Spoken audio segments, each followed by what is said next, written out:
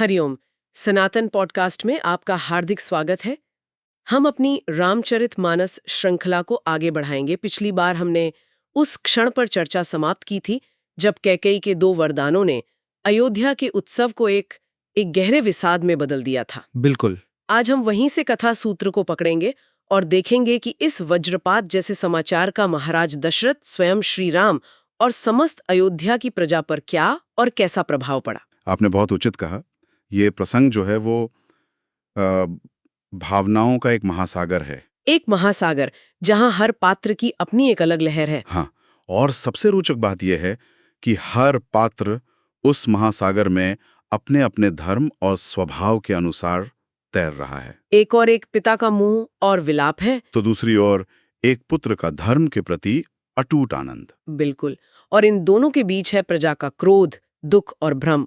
तुलसीदास जी हमें दिखाते हैं कि परिस्थिति एक है पर मनस्थिति सबकी भिन्न है। तो कथा का आरंभ वहीं से होता है जहां महाराज दशरथ पूरी तरह से मतलब टूट चुके हैं। शोक और ग्लानि में डूबे हुए हैं। उनके मन की उस व्यथा को, उस द्वंद्व को गोस्वामी तुलसीदास जी इन शब्दों में व्यक्त करते हैं। जस न हो जग सुजसु नसाऊं, नरक परऊं बरुसुर पुर जाऊं, सब दुख दुसह सहावहु मोही, लोचन ओट राम जनि होही। इन पंक्तियों की गहराई देखिए।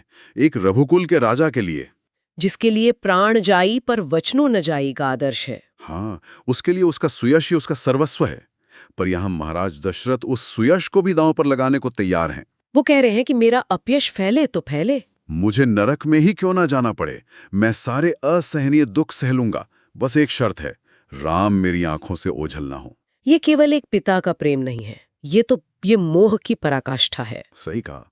जहाँ एक राजा का राजधर्म उसके पुत्र मोह के सामने हार रहा है। और इस भीषण मानसिक वेदना में वो कुछ बोल भी नहीं पा रहे हैं।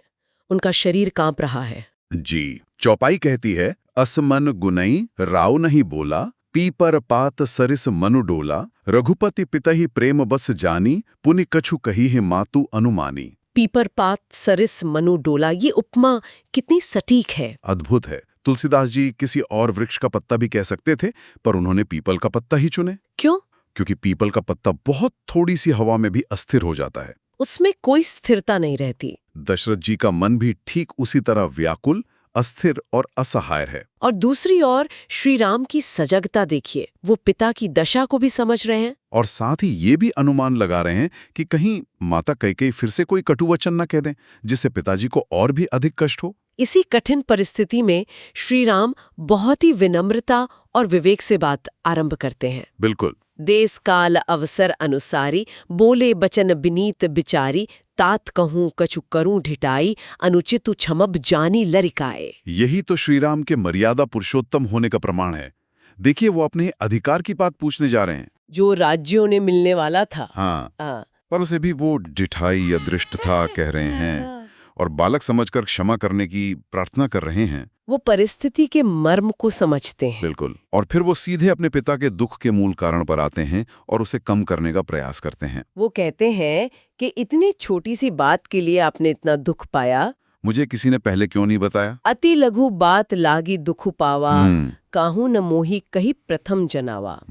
देखी गुसाई पूछ्यू माता, सुनी प्रसंगु भय शीतल गाता। और फिर दोहा है, मंगल समय स्नेह बस सोच परिहर यतात, आय सुदेय हर्षिहियां कही पुलके प्रभुगात। 45। ये तो अद्भुत है, मतलब अकल्पनीय है ना। जिस बात ने पूरे राज्य में शोक की लहर दौड़ा दी है, श्री राम उसे अति लघु बात कह रहे हैं। और आगे ये भी कहते हैं कि ये प्रसंग सुनकर तो मेरे अंग शीतल हो गए। अर्थात मुझे परम प्रसन्नता हुई। उनके लिए पिता के वचन का पालन करना एक मंगल अवसर है, शोक का कारण नहीं। ये जन्मु जगती तलतासु, पितहि प्रमोदु चरित सुनी जासु। आयसु पाली जन्म फलु पाई, अयहं वेगे हो रजाई। यहाँ श्री राम हर संतान के लिए एक आदर्श स्थापित कर रहे हैं। वो ये नहीं कह रहे कि मैं त्याग कर रहा हूँ, या कोई बलिदान दे रहा हूँ। नहीं, वो कह रहे हैं कि मेरे जीवन का सबसे बड़ा फल ही यही है कि मुझे आपकी आज्ञा का पालन करने का अवसर मिल रहा है। ये उनके लिए कोई बोझ नहीं बल्कि सौभाग्य है। बिल्कुल, ये उनके वैराग्य को दर्शाता है। ऐसा कहकर श्री राम तो वहां से चले गए, पर राजा शोक में डूबे कुछ उत्तर न दे सके और ये खबर, ये दुखद समाचार आग की तरह पूरे नगर में फैल गया। हाँ, एक तीखी बात की तरह। नगर व्यापी गई बात सुती छी, छुअत चढ़ी जनु सब तन बीछी, सुनि भय विकल सकल नर नारी, बेली विटप जिमि देखी दवारी। तुलसीदास जी यहाँ दो अद्भुत उपमाओं का प्रयोग करते हैं। कहते हैं कि ये बात इतनी तीक्ष्ण और विषैली थी, जैसे छूते ही बिच्छू का विष पूरे शरीर में चढ़ जाता है। एक तीव्र असहनीय पीड़ा। और दूसरी उपमा है दावानल की, यानी जंगल की आग। जैसे जंगल की आग को देखकर हरी भरी लताएं और वृक्ष मुरझा जाते हैं, वैसे ही अयोध्या के नर नारी व्याकुल हो गए। चारों ओर बस करुणा और दुख का ही साम्राज्य था। मुख सुखाई लोचन स्रवहि, शोक न हृदय समाई, मनहु करुण रस कटकई, उतरी अवध बजाए। ये कल्पना कितनी सजीव है। ऐसा लग रहा था मानो करुण रस की सेना ने डंका बजाकर घोषणा करके अयोध्या पर आक्रमण कर दिया हो। और जब कोई आक्रमण होता है तो लोग आक्रमणकारी को दोष देते हैं। यहाँ भी वही हुआ। और दोषी कौन? एक ही नाम, कैकेयी। लोग जहां तहां उसे कोस रहे थे। कह रहे थे कि इस पापिन को क्या सूझा, किसने बसे बसाए घर पर आग लगा दी। यही पापिन ही बूढ़ी का पर्यो, छाई भवन पर पावो को धर्यो, निज कर नैन काड़ी चह दीखा, डारी सुधा विषु चाहत छीखा, पालव बेटी पेडू ए हिंग काटा, सुख महो सोक ठाटू दरी ठाटा। ये सारे मुहावरे जनता के तीव्र आक्रोश को दिखा रहे हैं। ये कोई शास्त्रीय भाषा नहीं, ये तो लोक भाषा है। बिल्कुल, लोग कह रहे हैं कि ये तो अपनी ही आंखों को निकालकर फिर देखना चाहती है, अमृत फेंककर विष चखना चाहती है। पत्तों पर बैठकर उसी पेड़ को काट रही है जिसने इसे आश्रय दिया। इसने सुख के बीच में शोक का ठाठ सजा दिया है। इस शोक और क्रोध के बीच लोगों के मन में तरह तरह के विचार भी आ रहे थे। कुछ लोग तो कैकेयी के बहाने संपूर्ण स्त्री जाति के स्वभाव को ही दोष दे रहे थे। हाँ, ये एक बहुत ही रोचक सामाजिक चित्रण है। सत्य कही है कवि नारी स्वभाव, सब विधि अघोह अगाध दुराव, जानी न जाई नारी गति भाई। और फिर दोहा है, काह न पाव को जारी सक, का न समुद्र समाई, का न करे अबला प्रबला, के ही जदग कालो न खाई। 47। यहाँ ये समझना आवश्यक है कि ये उस समय की सामान्य प्रजा की मानसिकता का चित्रण है।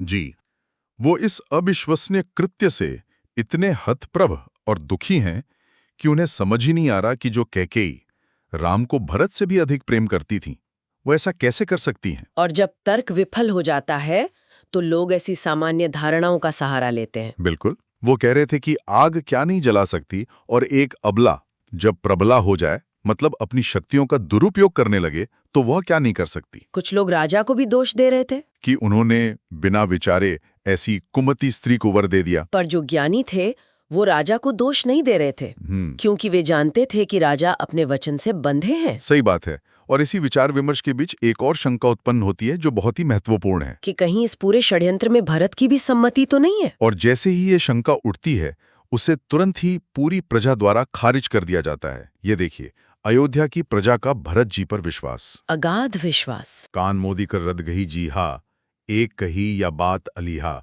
सुकृत जाही अस कहत तुम्हारे, रामो भरत कहूं प्राण पियारे। ये प्रतिक्रिया कितनी शक्तिशाली है।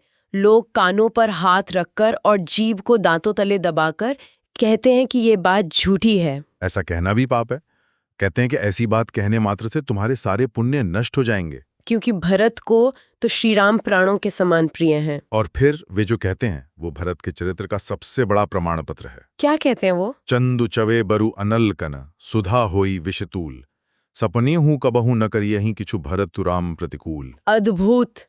वो कहते हैं कि चाहे चंद्रमा अपनी शीतलता छोड़कर आग बरसाने लगे और अमृत विष के समान हो जाए, मतलब चाहे प्रकृति के नियम ही क्यों न बदल जाएं, पर भरत स्वप्न में भी श्री राम के विरुद्ध कुछ नहीं कर सकते। ये प्रजा का विश्वास ही भरत की सबसे बड़ी पूंजी है। तो जहां अयोध्या की सड़कों पर ये सब चल रहा था, वहीं महल के अंदर एक आखिरी कोशिश हो रही थी कैकेयी को समझाने की। जो राजमहल की बड़ी बूढ़ी सम्मानित स्त्रियां थीं, वे कैकेयी के पास पहुंची। और वे सीधे सीधे उसे भला बुरा नहीं कहती, नहीं, एक बहुत ही मनोवैज्ञानिक ढंग से बात करती हैं। पहले उसके शील की, उसके स्वभाव की प्रशंसा करती उससे हैं। उसका अतीत याद दिलाती हैं। हाँ, वे कहती हैं कि तुम तो सदा यही कहती थी कि राम के समान मुझे भरत भी प्रिय नहीं है। ये बात तो सारा संसार जानता है। भरत न मोहि प्रिय राम समाना, सदा कहूँ यहु सब जग जाना। करऊ राम पर सहज सनेहू, केहि अपराध आजु बनु देहू। वे उसे परिणामों की चेतावनी भी देती हैं। कहती हैं कि विचार करो, यदि राम वन गए तो क्या सीता यहाँ रहेंगी? क्या लक्ष्मण उनके बिना एक क्षण भी घर में रह सकेंगे? और भरत, वो भी तुम्हारी दी हुई इस राजगद्दी पर कभी नहीं बैठेंगे। और राजा? राजा तो राम के बिना जीवित ही नहीं रहेंगे। सब उजाड़ हो जाएगा। हटि फेरु राम ही, जात बनु जनि बाध दूसरी चाल हैं। जिमि भानु बिनु दिनु प्राण बिनु तनु, चंद बिनु जिमि जामिनी। तेईसई अवध रघुवंश तिलक विहीन भामिनी। वे कहती हैं कि हट करके राम को वन जाने से लौटा लो। क्योंकि जैसे सूर्य के बिना दिन, प्राण के बिना शरीर और चंद्रमा के बिना रात्रि शोभाहीन हो जाती है, ठीक वैसे ही श्री राम के बिना ये अयोध्या हो जाएगी। पर इन तर्कों, इन उपमाओं का कैकेयी पर कोई असर नहीं हुआ। कोई असर नहीं। सखिन सिखावनु दीनु, सुनत मधुर परिणाम हित। तेई कचुकान न कीनु, कुटिल प्रबोधि कुबरी। 50। कुटिल मंथरा की सिखाई पढ़ाई कैकेयी ने किसी की एक न सुनी। वो क्रोध में भरी हुई उन स्त्रियों को ऐसे देख रही थी मानो कोई भूखी बागिन हिरनियों को देख रही हो। और जब उन्होंने देखा कि ये रोग असाध्य है, तो सब उसे मंदबुद्धि और अभागनी कहती हुई वहां से चली गई। और इस पूरे शोक, क्रोध और उद्वेग के वातावरण से दूर श्री राम का मन एक सर्वथा भिन्न अवस्था में था। उनका मुख प्रसन्न था और चित्त में चौगुना उत्साह था। उन्हें जो एक छोटी सी चिंता थी कि कहीं राजा स्नेहवश उन्हें रोक न लें, वो भी मिट गई थी। हाँ, क्योंकि अब तो स्वयं माता ने ही राजा के वरदान की याद दिलाकर आज्ञा दिलवा दी थी। नवगयंद रघुबीर मनु, राजू अल्लाण समान। छूट जानी बन गवन सुनी, और आनंद अधिकान। क्या वन? यह दोहा श्री राम के वैराग्य को समझने की कुंजी है। उनका मन एक नए पकड़े हुए जंगली हाथी के समान है, और राज तिलक उस हाथी को बांधने वाली लोहे की बेड़ी के समान, अलान के समान। वन जाने की बात सुनकर, स्वयं को उस बंधन से छूटा हुआ जानकर उनके हृदय में आनंद कम नहीं हुआ, बल्कि और बढ़ गया। यह एक योगी की दृष्टि है। बिल्कुल, जिसके लिए सांसारिक पद और प्रतिष्ठा बंधन है और धर्म का पालन ही सच्ची स्वतंत्रता है। इसी आनंदित और प्रसन्न मन से वह अपनी माता कौसल्या के पास पहुंचे। उन्होंने माता के चरणों में सिर नवाया। रघुकुल तिलक जोरी दो हाथा, मुदित मातुक पद नायो माथा। दीन असीस लाए और लीन है, भूषण बसन निछावर कीन है। माता कौसल्या तो अभी तक कुछ नहीं जानती। वो तो अपने पुत्र को राज तिलक के लिए तैयार देखकर प्रेम में मग्न हो गई। वो बार बार अपने पुत्र का मुख चूम रही हैं, उसे गोद में बिठाकर हृदय से लगा रही हैं। उनकी प्रसन्नता का कोई ठिकाना नहीं है। ये दृश्य बहुत ही मार्मिक है, क्योंकि हम जानते हैं कि उनका ये सुख क्षणिक है। और उसी आनंद की अवस्था में वो अपने पुत्र से पूछती हैं, कहु तात जननी बलिहारी, कबहि लगन मुद मंगलकारी। सुकृत सील सुख सीव सुहाई, जन्म लाभ कई अवध अघाई। और फिर दोहे में कहती हैं, जे ही चाहत नर नारी सब, अति आरत एहि भांति। जिम चातक चातकी, त्रिषित बृष्टि सरद ऋतु स्वाति। 52। वो कहती हैं, बेटा मैं तुम पर बलिहारी जाती हूँ, बताओ वो आनंद मंगलकारी लग्न कब है? वो कहती हैं कि उस शुभ मुहूर्त का सब लोग वैसे ही आतुर होकर इंतजार कर रहे हैं जैसे प्यासा चातक और चातकी स्वाति नक्षत्र की वर्षा का करते हैं। यहाँ एक माँ की अपने पुत्र के राज्याभिषेक के लिए जो सहज उत्कंठा और प्रसन्नता होती है, वो व्यक्त हो रही है। पर उन्हें क्या पता कि जिस लग्न को वो मंगलकारी समझ रही हैं, वो अयोध्या के लिए सबसे बड़ा अमंगल लेकर आया है। और कथा यहीं एक बहुत ही मार्मिक और हृदय विदारक मोड़ पर आकर रुक जाती है। तो आज हमने देखा कि कैसे एक ही घटना पर हर पात्र की प्रतिक्रिया कितनी भिन्न थी। जहां एक और महाराज दशरथ का दुख और विलाप था, वहीं अयोध्या की प्रजा का शोक और क्रोध था, कैकेयी का हठ था, और इन सब के बिल्कुल विपरीत श्री राम का अविचल आनंद और उत्साह। ये प्रसंग हमें सिखाता है कि बाहरी परिस्थितियां नहीं, बल्कि हमारा आंतरिक धर्म, हमारा कर्तव्य और वैराग्य का बोध ही हमारे सुख और दुख का निर्धारण करता है। आगे क्या होगा, श्री राम अपनी माता को ये कठोर समाचार कैसे देंगे, ये हम अगली बार जानेंगे। तो हमें आशा है कि आपको हमारी आज की चर्चा पसंद आई होगी। सनातन धर्म से संबंधित ऐसी ही और चर्चाओं के लिए हमारे चैनल को अवश्य सदस्यता लें। धन्यवाद। जय श्री राम।